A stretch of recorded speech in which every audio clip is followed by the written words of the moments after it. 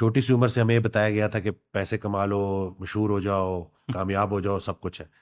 لیکن جس وقت مجھے انگزائٹی اور ڈپریشن ہوئی اس وقت میرے پاس ایک دنیاوی لحاظ سے سکسیس بھی تھی، لیکن اس کے باوجود مجھے پینک اٹیکس ہونا، پریشانی حالات کی وجہ سے نہیں، خیالات کی وجہ سے ہوتی ہے. یہ حضرت واصف علی واصف رحمۃ اللہ کا بڑا پیارا جملہ ہے. اور پھر ان تکالیف سے میرا گزرنا، ایک سوشل انگزائٹی کا شکار ہونا، لوگوں سے بھاگنا، تنہائی کا شکار ہونا.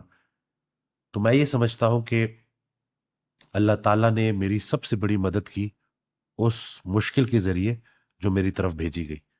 یعنی کہ جن سے اللہ، میرا یہ ماننا ہے کہ جن سے اللہ محبت کرتا ہے نا تو ان کو پھر زیادہ دور بھاگنے نہیں دیتا. وہ حضرت کا بڑا پیارا فکر ہے کہ سیدھی طرح سے اللہ کی راہ پہ آ جاؤ، نہیں تو وہ گھما کے لے کے آئے گا. تو مجھے وہ گھما کے لایا گیا کہ سب کچھ ہوتے ہوئے بھی کچھ نہ ہونے کا احساس کریٹ ہوا. انگزائٹی سے جب میں گزر رہا تھا تو میں نے ایک شعر پڑھا، وہ مجھے نقش ہو گیا نا، یاد رہ گیا.